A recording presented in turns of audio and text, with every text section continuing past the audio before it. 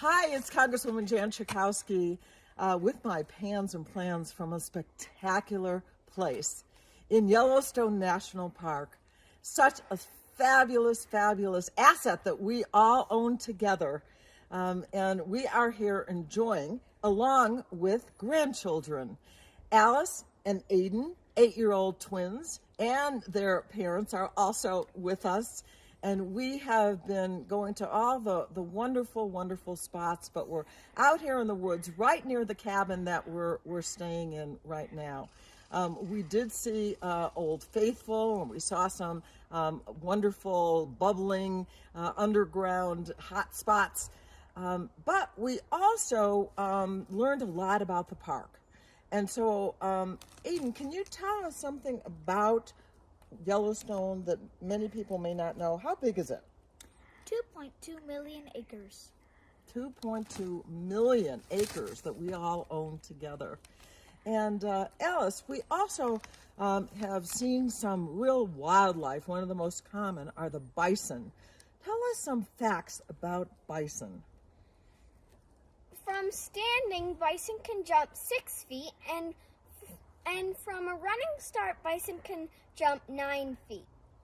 And you know, they look big and maybe even a little too fat to be able to run. How fast can bison run? Aiden? 35 miles an hour. Can you believe it? So you don't want to get mixed up with the bison. So we were on our way to a wonderful cookout. We were going to ride in covered wagons, pulled by horses, up to a wonderful, wonderful place in the woods. Watch out. We thought we weren't going to get there in time. Why? Because we ran into a bison jam. The road was completely stopped because, after all, we're the visitors. They belong here. And I kept wondering, when are they going to decide? Are they going to go this side of the road to the other side of the road? And then the baby was taking a little longer. And so we made it just in time to the cookout, one of the many, many treasures that we have enjoyed in this wonderful national park. Talk to you later. Hi, Jan Schakowsky once again, back after that refreshing week at Yellowstone National Park. One of the things I really noticed was the quiet. We get so used to ambient noises of all sorts. When you walk out in the woods, as I did yesterday morning, all I could hear were birds chirping, the sound of pine cones falling to the ground. It was absolutely wonderful. But anyway, we're back, and even there, we got some of the headlines. We heard about the fall of the Afghanistan government and the takeover of the Taliban. We heard about the horrific earthquake in Haiti that has now taken well over 2,000 lives, realizing that the world around us is still full of very serious challenges and dangers. One of the things the last time several years ago when I was in Afghanistan, what I saw were women who were wearing burqas, these long covering all the way to the ground from the top of the head, these coverings that included, I have my hands in the mesh area that was the only part that they could see out of, and nothing else could be seen about them from the outside, maybe a glimpse of an eye or two looking out.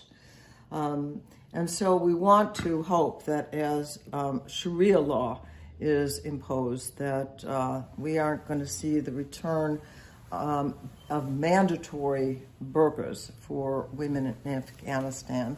We know that already advertising that has women on it has all been covered up, and beauty salons are now closed. On the other hand, we have heard from the new Taliban leaders that they would respect women's rights. We'll see what that is.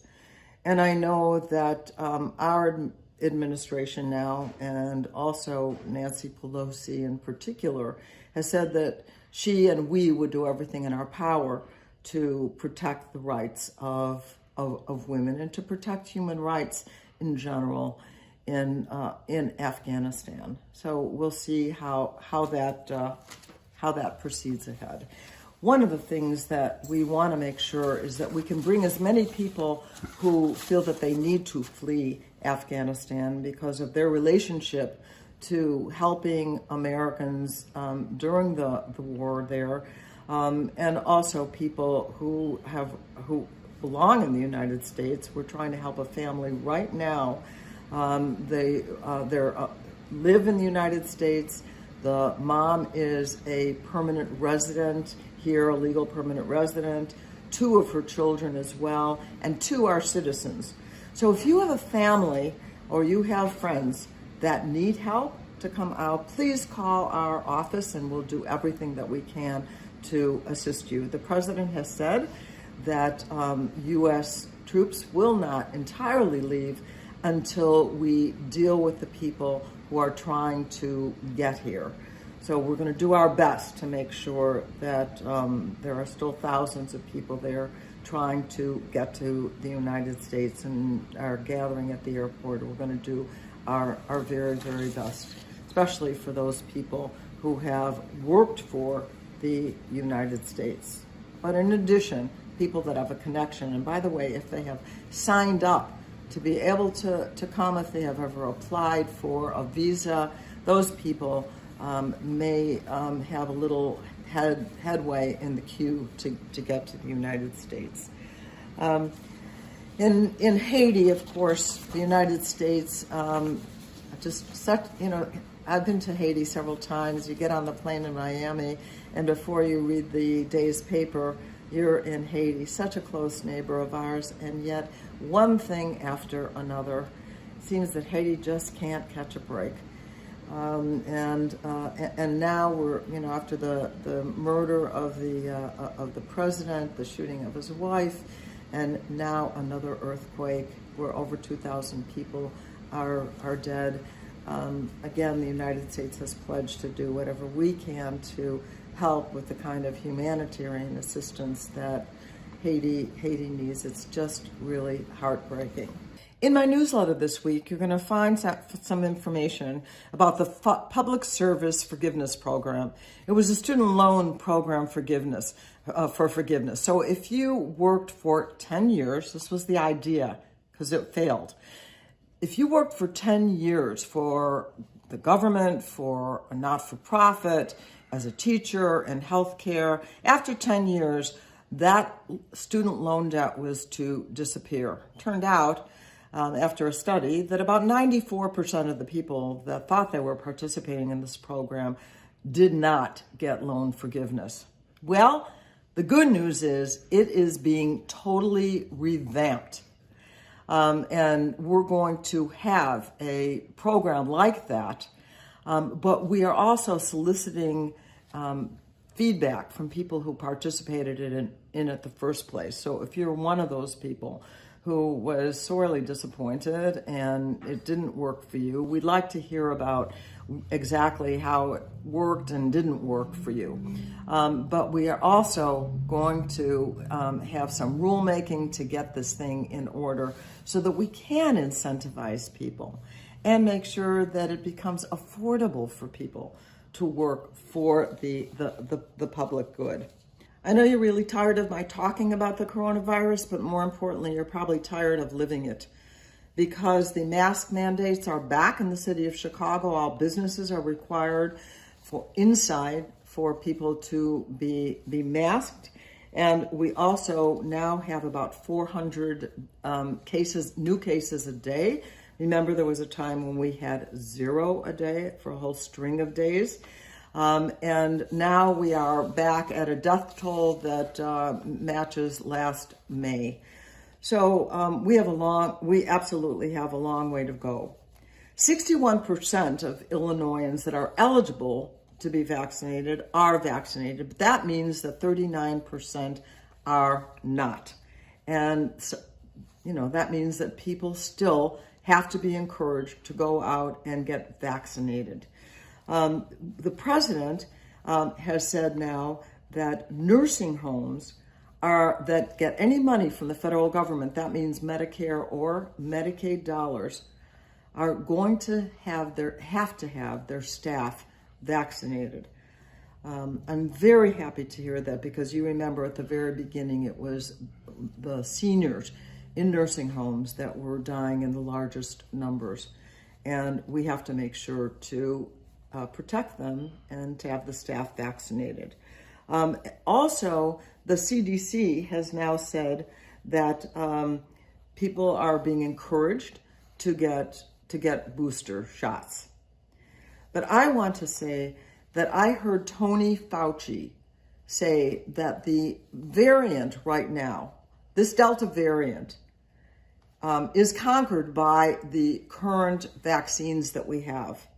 But if we don't do something about getting these vaccines around the world, we know that there can be a variant that doesn't have to initiate in the United States of America that would be resistant to the current vaccines. So I am still pushing and pushing for worldwide vaccination, for a worldwide pandemic. Well, we're going back. It was not necessarily expected originally. August is generally the month that members of Congress are working at home. But now we are going back on Monday to consider and to vote on the budget resolution that would allow for a reconciliation bill, a bill that can pass in the Senate with just 51 votes, that is $3.5 trillion in tremendous help for Americans. We're looking forward to seeing about $60 billion of that going to address the climate crisis that even the bipartisan infrastructure bill really barely touches, unfortunately. We're going to see childcare, home care, expanding Medicare, hopefully to cover eye care and hearing aids and dental care. It's going to be a negotiation that once we pass this larger overall authorization to get to work to come up with wonderful help for the American people worth $3.5 trillion. And you know, this is beginning to make up for all the spending that hasn't been done for our care economy, for the things that ordinary families need to not only survive, but to thrive in our economy. And we are really looking forward to coming up then in September with the exact description of what kinds of legislation will be in this package. And so I'm happy to be going back and get started on that process. We are also going to get started on the John Lewis voting rights legislation to restore some of the equity to make sure that everyone is able to vote. We're going to begin on that. We're also certainly going to have a discussion about the bipartisan infrastructure bill, and eventually we're going to get it all done. I really am optimistic that this is in the next couple months, you're going to see some great progress for the families of the United States of America and here in the 9th Congressional District. I'll see you next week. Thank you for watching my video. Make sure you subscribe to my YouTube channel and follow me on Instagram, Twitter, and Facebook, where my handle is @Jan Schakowsky.